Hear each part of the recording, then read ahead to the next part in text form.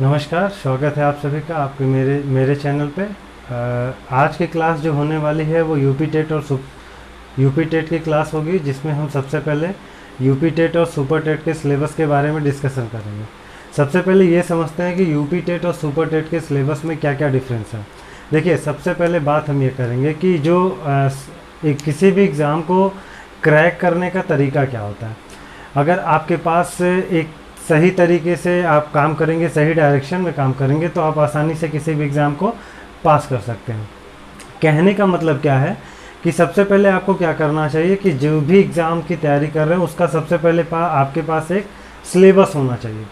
Syllabus आपने download कर लिया, सिलेबस को आप प्रिंट करके बाहर अपने पास रखिए। उसके बाद टॉपिक वाइज आपने सबसे पहले सिलेबस को देखना है कि क्या क्या हमको सिलेबस में पढ़ना है। फिर उस सिलेबस को जो है आपको डिवाइड करना है, किस हिस्सों में, छोटे छोटे पार्ट्स में डिवाइड करना है। यानी सिलेबस को जो है आपको चैप्टर्स में डिवाइड करना है। चैप्टर्स में डिवाइड करने के बाद फिर हम बात करेंगे उसके चैप्टर्स को डिवाइड करने पे। फिर चैप्टर्स को हम छोटे छोटे पार्ट्स में डिवाइड करेंगे और उसके टॉपिक्स को डिवाइड करेंगे और फिर हम उसको पढ़ेंगे। तो कहने का मतलब है क्या कि सबसे पहले आपको सिलेबस प्रिंट करना है। सिलेबस प्रिंट करने के बाद आप सिलेबस के हिसाब से आपको चैप्टर डिसाइड करना है और फिर चैप्टर के हिसाब से आपको टॉपिक डिसाइड करेंगे। इस तरह आप छोटे छोटे अगर योजनाओं में अगर काम करेंगे तो निश्चित ही आप किसी भी एग्ज़ाम को आसानी से सफल कर सकते हैं। ठीक है, तो सबसे पहले आज की जो ये सुपर टेट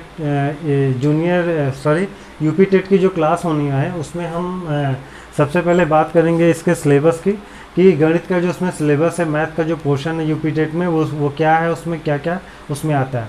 तो देखिए, जो उत्तर प्रदेश की पात्रता परीक्षा है वो 150 नंबर की होती है, जिसमें आपके 30 नंबर के मैथ का एग्ज़ाम होता है, जो काफ़ी इंपॉर्टेंट पोर्शन होता है। और आपके अच्छे खासे अगर आपने इसमें अच्छा मेहनत कर लिया तो आपके अच्छे खासे नंबर यूपी टेट में आ सकते हैं। तो इसलिए इस पोर्शन को आपको बहुत ध्यान से पढ़ना है। और सबसे पहले देखते हैं हम इसका सिलेबस। यहाँ मैंने दो पार्ट में इसको डिवाइड किया है, यूपी टेट और सुपर टेट में। देखिए, यूपी टेट और सुपर टेट में मैंने इसलिए किया क्योंकि दोनों का सिलेबस लगभग सेम है। कुछ चीज़ें हैं जो दोनों में हमको पढ़नी है, इसलिए मैंने एक साथ कंपैरिजन लिख दिया। क्योंकि यूपी टेट के एग्ज़ाम के जस्ट बाद आपका जो है गवर्नमेंट जो है ज़रूर ये एक सरकारी फॉर्म निकालेगी, जिसमें आप सहायक अध्यापक का फॉर्म निकालेगी। इसमें सुपर टेट होना है और कितने पदों पे होना ये तो समय बताएगा, लेकिन वो एग्ज़ाम ज़रूर होगा। इसलिए आपको दोनों का कंपैरिजन करके पढ़ना है। जिन लोगों ने यूपी टेट पास किया हुआ उनको तो डायरेक्ट सुपर टेट ही पढ़ना है, लेकिन जिन लोगों को सुपर टेट की पहले यूपी टेट की परीक्षा देनी है तो वो लोग अपना इस पे फोकस करेंगे। ठीक है, ये फोकस करेंगे तो ये अपने आप तैयार होता रहेगा। ठीक है, तो चलिए हम पहले समझते हैं कि सबसे पहले हमारा सिलेबस क्या है। सबसे पहले हमारा देखिए सिलेबस क्या है। सबसे पहले हम पढ़ेंगे संख्याएं और संख्याओं का जोड़ घटाना गुणा भाग। बेसिक जो जोड़ गुणा घटाना भाग होता है उसके बारे में सिलेबस दिया हुआ है, लेकिन अब कंपटीशन के लेवल का है तो वो कैसे जोड़ आएगा, कैसे घटाना आएगा, इसके बारे में हमें थोड़ा सा देखेंगे हम उस चीज़ को। फिर उसके बाद दूसरा चैप्टर है लघुत्तम समापवर्त और महत्तम समापवर्त, जिसको HCF और LCM भी कहा जाता है। ठीक है, उसके बाद फिर भिन्नों का जोड़ घटाना गुणा और भाग है। ठीक है, फिर आपका दशमलव का जोड़ घटाना गुणा भाग है। तो संख्या, लघुत्तम समापवर्त, महत्तम समापवर्त, भिन्नों का जोड़ घटाना, दशमलव का जोड़ घटाना, गुणा और भाग। ठीक है, उसके बाद बात करेंगे एकीक नियम, फिर आपका यूनिटरी मेथड है, फिर हम बात करेंगे परसेंटेज है, फिर लाभ हानि है, साधारण ब्याज। फिर उसी तरह आपका ज्यामिति में आपको क्या पढ़ना है, कोण, त्रिभुज और वृत्त पढ़ना है। ठीक है, फिर आपका धन, रुपया, पैसा पढ़ना है, फिर परिमिति, त्रिभुज, आयत, वर्ग, चतुर्भुज, कैलेंडर पढ़ना है, फिर आंकड़े, आयतन में आपको धारिता, घन और घनाभ पढ़ना है। ठीक है, इतना आपका यूपी टेट का सिलेबस है और ये आपका 30 नंबर का क्वेश्चन है। कुछ इसमें पेडोलॉजी भी आता है जिसको मैंने अभी नहीं नोट किया। फिर आपको सुपर टेट का सिलेबस देखें तो इसमें अंकीय क्षमता, जिसमें प्लस माइनस जोड़ घटाना सारी चीज़ें आएंगी। फिर आपकी गणितीय संख्याएँ, उसमें भी कई सारे प्रोसेस हैं। फिर दशमलव, स्थानीय मान, भिन्न, ब्याज, लाभ हानि, प्रतिशत, विभाज्य। तो देखिए, इनसे अगर आप मिलाएंगे तो एकीक नियम, प्रतिशत, लाभ हानि, साधारण ब्याज, ये सारी चीज़ें इसकी ही मैच कर रही हैं। तो दोनों का लगभग सिलेबस सेम है। फिर आपका गुणनखंड हो गया, एकीक नियम हो गया, फिर आपका सामान्य बीजगणित हो गया, बीजगणित का जोड़ घटाना गुणा भाग सब कुछ इसमें आएगा। फिर बात करेंगे क्षेत्रफल हो गया आपका, औसत हो गया, आयतन हो गया, अनुपात हो गया, सर्वसमीकाएँ हो गया, समान ज्यामिति हो गया, समान सांख्यिकी हो गया। ठीक है, तो ये दोनों आपका यूपी टेट और सुपर टेट का सिलेबस है। इस सिलेबस के बाद से आज की जो पहली कक्षा मेरी स्टार्ट होने वाली है वो हम संख्याओं के बारे में पढ़ेंगे कि संख्याएं क्या होती हैं। ठीक है, तो चलिए हम स्टार्ट करते हैं आज का पहला टॉपिक, संख्याएं। तो देखिए सबसे पहले संख्याएं का नंबर्स को हम पढ़ेंगे, नंबर क्या होते हैं। और तो नंबर को दो भाग में डिवाइड किया गया है। सबसे पहला भाग है आपका वास्तविक संख्याएं और काल्पनिक संख्याएं। तो सबसे पहले हम काल्पनिक संख्याओं को समझेंगे कि काल्पनिक संख्याएं क्या होती हैं। काल्पनिक संख्याएं क्या मतलब ऐसी संख्याएं जिनके ऋणात्मक का वर्ग करना पॉसिबल नहीं होता, उनको हम काल्पनिक संख्याएं कहते हैं। जैसे -16 अगर ये रूट में है तो इसको हम लोग क्या बोलेंगे, काल्पनिक संख्याएं बोलेंगे। ठीक है, -10 ये क्या होगा, काल्पनिक संख्या होगा। तो ऐसी संख्याएं जिसका ऋणात्मक क्या हो, रूट में हो, अंडर रूट हो, उसको हम लोग काल्पनिक संख्याएं कहते हैं। इसको आई से भी रिप्रेजेंट करते हैं। ठीक है, यानी कि इमेजिनरी नंबर को हम लोग आई से रिप्रेजेंट करते हैं। आई इक्वल टू माइनस, मान लीजिए आपका 10 हो सकता है, -12 हो सकता है, ऐसे कुछ भी हो सकता है।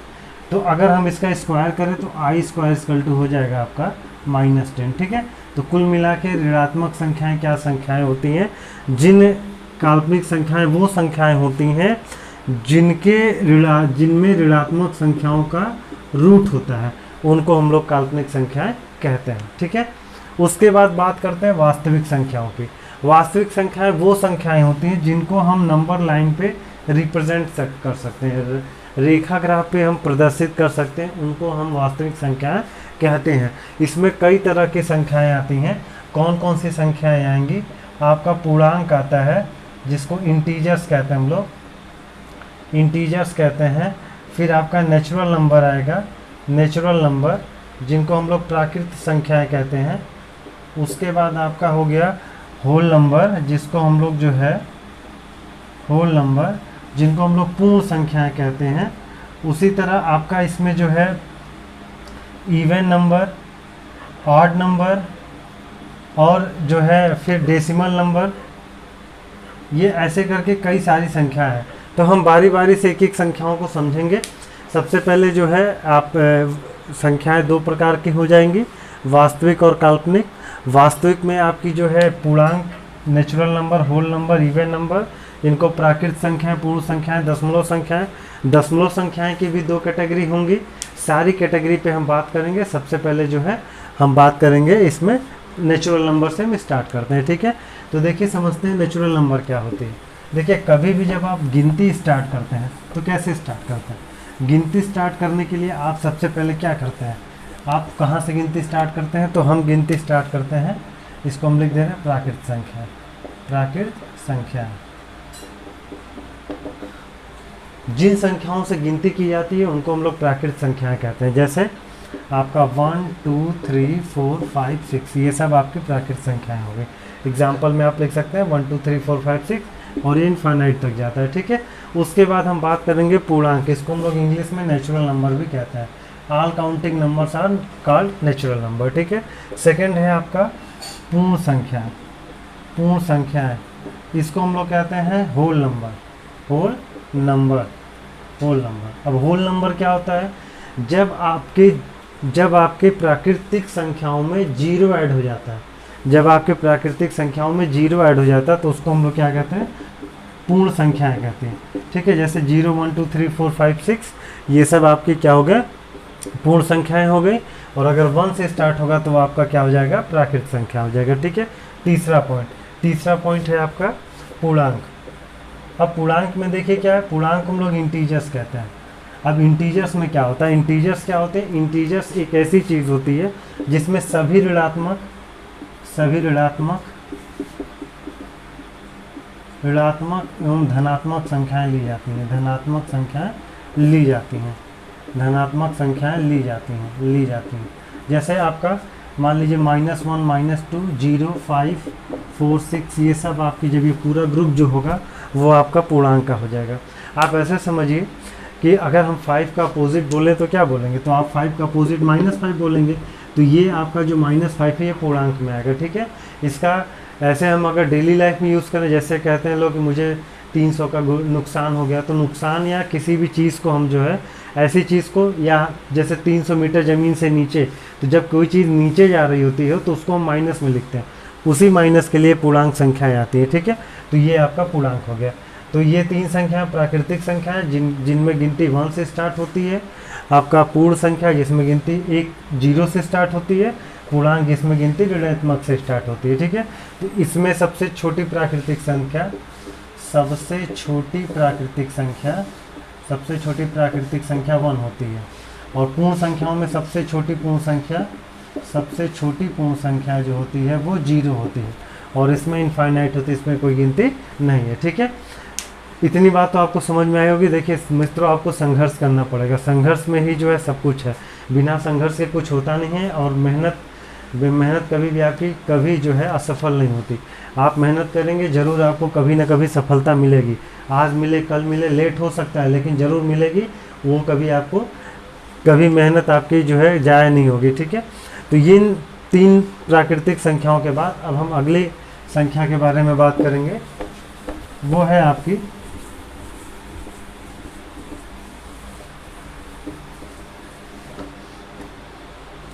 सम संख्या। सम संख्याएं, देखिए सम संख्याएं क्या होती हैं?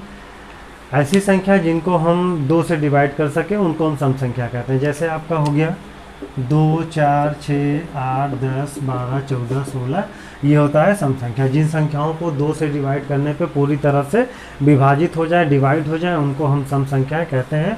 इनको हम इवन नंबर भी कहते हैं। ठीक है, ये आपका 2, 4, 6, 8। इसको पहचानने का सबसे आसान तरीका है, इन संख्याओं के लास्ट में 0, 2, 4, 6, 8 होगा।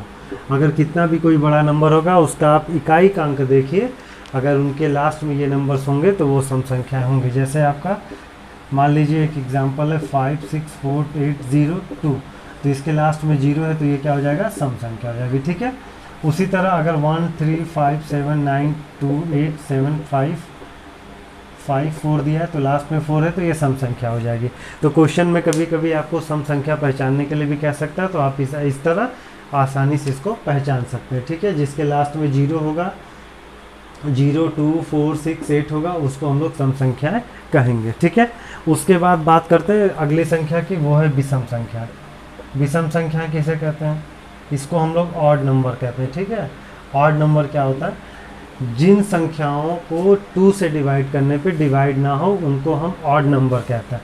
जैसे 1, 3, 5, 7, 9, ये आपको 11, 13, ये सारे नंबर्स ऐसे होते हैं जिनको जो हम 2 से डिवाइड करेंगे तो डिवाइड नहीं होगा।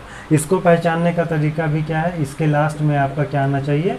ये 1 आना चाहिए। 3, 5, 7, 9 ऐसे नंबर्स अगर इनके लास्ट में ये संख्याएं आती हैं तो इनको हम ऑड नंबर की भी कहते हैं। ठीक है, अच्छा ठीक है। इसके बाद हम सम संख्या, विषम संख्या, उसके बाद हम बात करेंगे अभाज्य संख्याओं की। अभाज्य संख्या और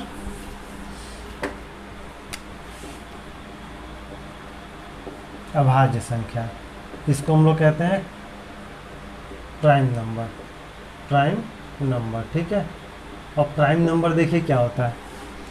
ऐसे नंबर जिनको जो खुद से डिवाइड होते हैं, खुद से डिवाइड होंगे या 1 से डिवाइड होंगे, या इटसेल्फ डिवाइड बाय इटसेल्फ, या 1 से डिवाइड होते हैं, उनको हम लोग क्या कहते हैं? अभाज्य संख्या।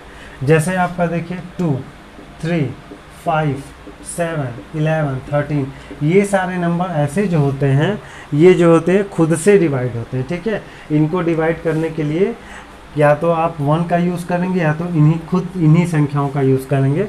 ऐसे नंबर्स को आप जो है प्राइम नंबर यूज़ करेंगे। ठीक है, अब आप एक छोटा सा वर्क लिख लीजिए कि वर्क क्या है? आपको 1 से लेके 100 तक का प्राइम नंबर आपको लिखना है। ठीक है, अभाज्य संख्याएं लिखनी, कितनी अभाज्य संख्याएं होती हैं ये आपको कमेंट सेक्शन में बताना है। ठीक है, 1 से लेके 100 तक की कितनी अभाज्य संख्याएं होती है ये आपको बताना है। उसके बाद हम बात करेंगे भाज्य संख्याओं की। भाज्य संख्या क्या होती हैं? ऐसे नंबर्स जिनके 2 या 2 से ज़्यादा फैक्टर होते हैं, या जो 2 या 2 से ज़्यादा नंबरों से डिवाइड हो जाते हैं, उनको हम भाज्य संख्याएं कहते हैं। जैसे आपका 4, अब 4 देखिए 1 से डिवाइड हो जाता है, 2 से डिवाइड हो जाता है, 4 से डिवाइड हो जाता है। तो इसके कितने फैक्टर हो गए, 3 फैक्टर हो गए, 3 गुणनखंड हो गए। ये 3 नंबर से डिवाइड होता है, इसलिए इसको हम लोग भाज्य संख्या कहते हैं। 6 हो गया आपका, 6 देखिए 1 से डिवाइड होगा, 2 से डिवाइड होगा, 3 से डिवाइड होगा, 6 से, तो ये 4 नंबरों से डिवाइड हो रहा, तो ये भाज्य संख्या हो जाएगी। उसी तरह आपका 9 हो गया, 9 1 से होता है, 3 से होता है, 9 से होता है, तो ऐसे संख्याओं को हम लोग क्या कहते हैं, भाज्य संख्या कहते हैं। ठीक है, तो ये आपका अभाज्य हो गया और ये आपका भाज्य संख्या होगी। इसको हम लोग कंपोजिट नंबर कहते हैं, इसको हम लोग जो है कंपोजिट नंबर कहते हैं। ठीक है, कंपोजिट नंबर, ये आपका कंपोजिट हो गया और ये आपका प्राइम नंबर हो गया। ठीक है, इसके बाद जो है फिर हम नेक्स्ट इसमें आपको क्या वर्क लेना है, वर्क ये कि 1 से 100 के बीच में, 1 से 100 के बीच में कितनी भाज्य संख्याएं होती हैं, कितनी भाज्य संख्याएं होती हैं, ये आपको कितनी भाज्य संख्याएं होती हैं ये आपको बताना है। ठीक है, ये आपको बताना है। अगर आप बीच बीच में जो वर्क है दिया जा रहा है वो करेंगे तो निश्चित ही आपको फ़ायदा होगा। ठीक है, इसके बाद हम नेक्स्ट बात करते हैं। अब हम अभाज्य संख्याओं से जुड़े कुछ इंपॉर्टेंट बातें कर लेते हैं। पहली बात, 1 ना तो अभाज्य है, ना तो अभाज्य है और ना ही भाज्य है। कहने का मतलब है ये 1 जो होता है ना तो ये प्राइम होता है ना ही कंपोजिट होता है। ठीक है, 1 को आप किसी में काउंटिंग नहीं करेंगे। उसके बाद सेकंड चीज़,